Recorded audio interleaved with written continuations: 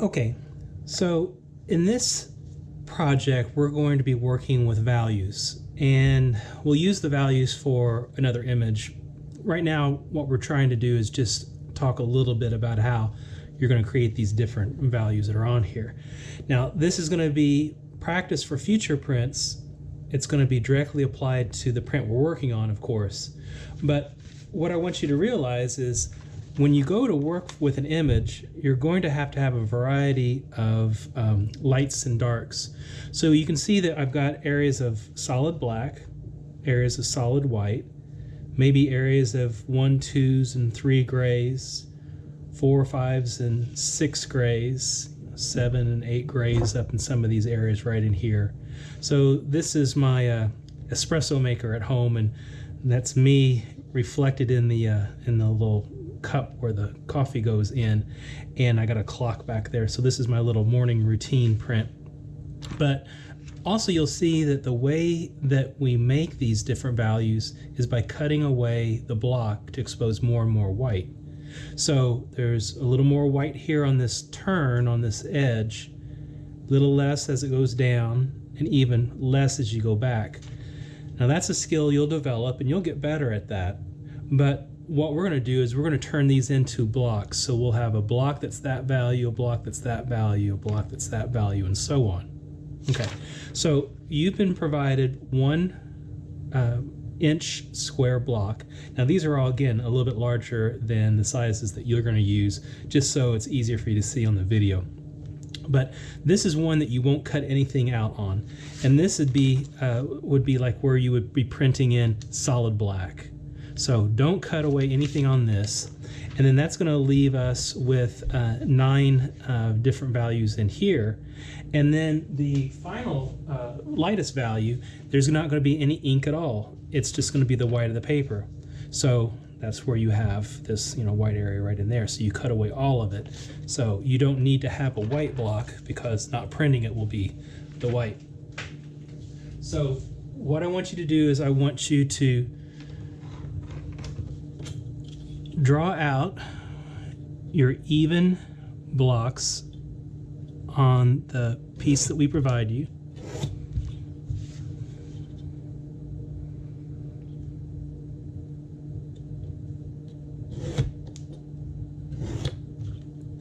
And we're going to have a 0, the white of the paper, a 10, so total black. We're going to have a 1, 2, 3, 4, 5, 6, 7, 8, and 9 gray. So it's going to give you the 0 over the paper, 10 black. I'm not going to cut on that one. And in these, we're going to be cutting at different rates so that this is almost black, this is almost 9, so cutting more than here, and so on and so on. So when you go back to our canvas and you see what we were doing here, there's all these different ways of doing it. I wouldn't make it complicated. I'd keep it fairly easy like what's happening in here. But you can see where we're going. We've got light getting darker. And I would probably reverse these. In this example, I think this is actually darker than that. But that's the example. And you can apply that in different ways so you can see how the lights and the darks will work. So that's what we're going to do. I've got a nice marker here, and I'm going to almost solidly ink this in. I'm going to leave just a little bit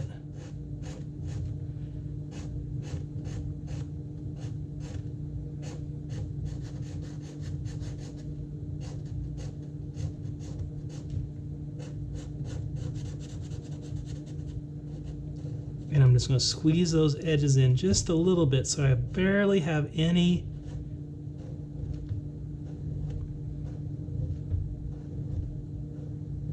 cutaway. So if I have a solid black, just imagine it's this right here, I've got to be able to move 9 times to almost white. So from here to my almost white might just be a couple lines.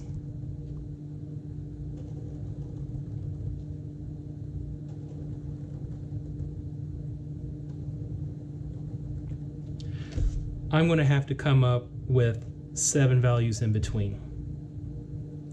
I might even make those guys even finer. So I'll show you how I start this. And again, we use the bench hook so we don't hurt our hands. We'll flip this around so I can drive this into the wood. I'm going to start right at the edge because we'll cut these out later and glue these onto our block.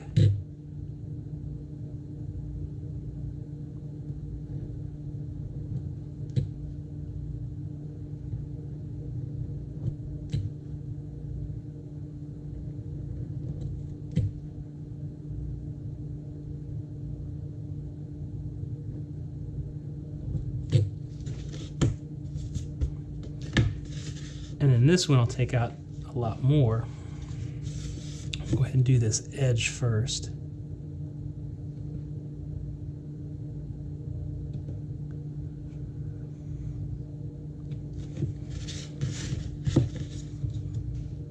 Go right down next to the drawn line.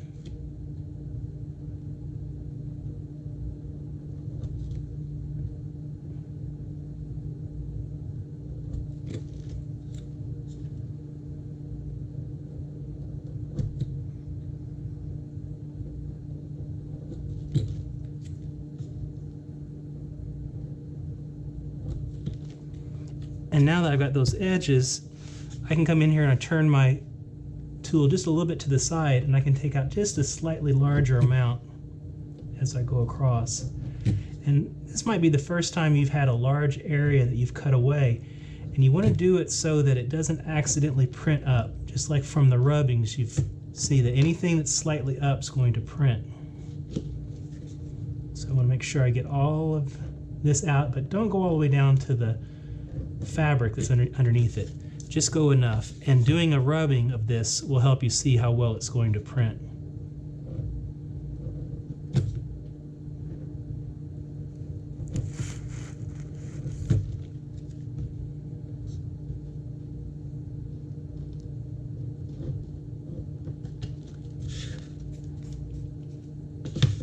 Now the trick with this assignment is you can always make it lighter, but you can't make it darker once you start to cut things away. So I'd start to establish what's going to be your lightest, what's going to be your darkest, and then try to do your number 5 or your middle value in there so that you're just constantly splitting the middle, and you're going to end up with a value that you think is about right. Now, I think that this is probably going to be a little bit too dark. I think that to go from here to 5, which is 50-50, like our stamp, I don't think I really have that much space in there. So I'm going to thin these guys down just a little bit more. Just barely come in here. Maybe take these down by 25%.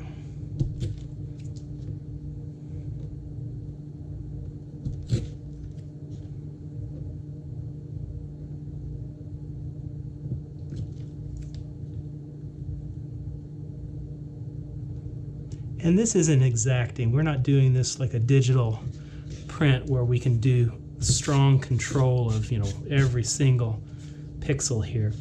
But what I want to see with the tracing paper is how this is going to print up. And the graphite's lighter than the ink, so it's not going to be exactly the same.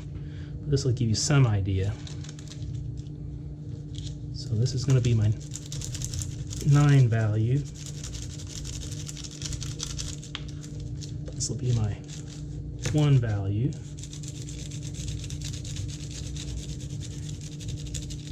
And I can see I'm not getting any of the spots in between, so that should print fairly clean. So, and then black will look like this. So I think that's a good step. 10, 9, 8, 7, 6, 5, 4, 3, 2. This is my 1. So there's no real need for me to go through every single one of these and show you exactly how to do it. It's going to be your balance. So if you're going to do your number 2, what you might do is instead of having 4 lines on here, you might have 5, for example. So you put 1 in the middle and then 2 on this side.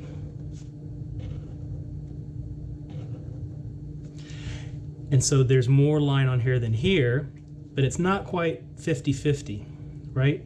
And so when you go to your 5, you want to think about every time you put in a line, there's going to be a space right beside it with the same amount of surface area.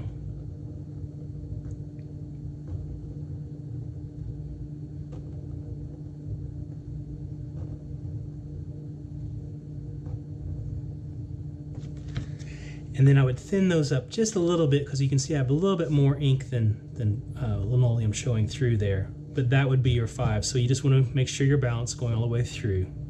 And then when you're done, make sure that you write down what each one of these are so you don't get mixed up later. And then you will be gluing them down onto your blocks.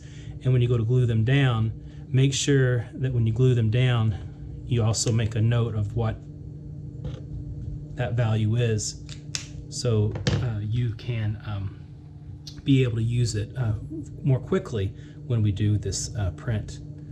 Okay, so again, be careful with your tools. Use your bench hook, cut all these away, and there'll be more explanation about how we'll use a digital photograph as a model to work with these values on our print. Okay, good luck everybody.